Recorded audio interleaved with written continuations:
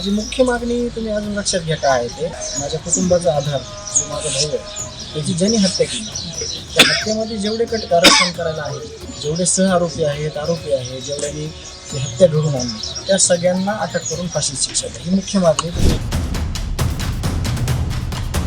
मुख्यमंत्र्यांनी असं सांगितलंय की कुटुंबियांशी चर्चा झाली, काय आश्वासन दिलंय किंवा मुख्यमंत्र्यांची काय चर्चा झाली? मुख्यमंत्र्यांनी सांगितलं की कुणालाही सोडलं जाणार नाही, आरोपी सह आरोपी यांना सगळ्यांना फाशीची शिक्षा देणार असं फोनवर माझं बोलणं.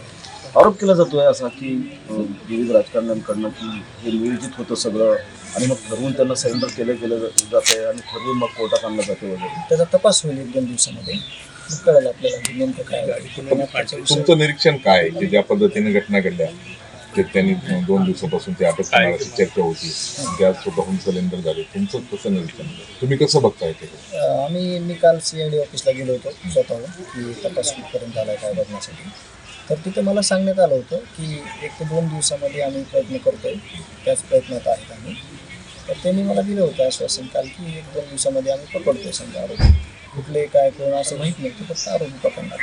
तुम्ही सुरक्षेची पण मागणी केलेली आहे सरकारकडे, काय मागणी, का मागणी? काय नाही, गावाला कुटुंबाला हे भयभीत वातावरण आहे सगळं, या विकृती अजून जर त्यांना अजून समजलंच नसेल काय कसं राहायचं समाजामध्ये, काय करायचं, काय चूक काय, तर त्याच्यासाठी आम्हाला संरक्षणाची मी मागणी. तुम्हाला काय तसा अनुभव आला मागच्या या सगळ्या घटनेनंतर, तसं काही नाही, जाणवलं? इथं तर तुम्ही सगळे समोर आहेत, इथं गाव सगळे, त्याच्यामुळं नाही, पण आपल्याला कशामुळं आपण मागू शकतो ना, गाफील कशाला राहायचं आपण. तुम्ही कोर्टात पण दाद मागितली, ते चालूच राहणार. हा, ते सगळ्या गोष्टी आहेत ना, आपल्याला जे आपण न्याय मागतो ना त्याच्यात कुठं कमी नाही पडलं पाहिजे. न्याय मागताना आपल्याकडून सगळ्या गोष्टी असल्या. तुम्ही मनोज जरांगेंची पण आज भेट घेतली, नेमकी पुढच्या आंदोलनासंदर्भात काही तुमची चर्चा झाली, काय दिशा असणार आहे? दादांकडे सहज भेटसाठी गेलो मी. सहज मला वाटलं दादांची भेट घ्यावी आज, त्याच्यामुळे सकाळी गेलो होतो 10 वाजता. उद्या तुमचं जलसमाधी आंदोलन पण आहे गावकऱ्यांचं, ते असणार आहे उद्या?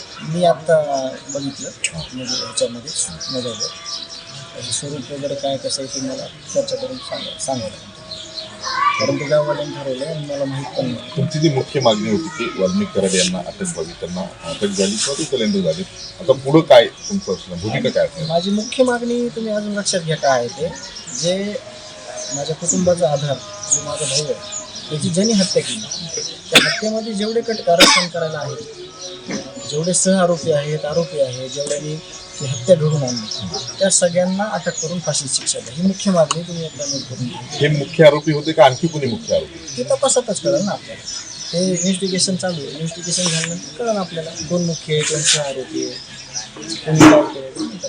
8पेक्षा जास्त आरोपी येत असतात. तपास त्यांनी आपल्याला सांगितल्याशिवाय आपण मांडणं चुकीचं आहे. मी आता म्हणलं एक आकडा सांगेल, पुन्हा जास्त निघले कमी निघले तर ते चुकीचं होईल ना. कालच्या बीडच्या मोर्चामध्ये धनंजय मुंडे यांच्याकडे त्यांनी राजीनामा दिला पाहिजे किंवा जोपर्यंत आहे तोपर्यंत तपासणी होणार नाही पारदर्शक.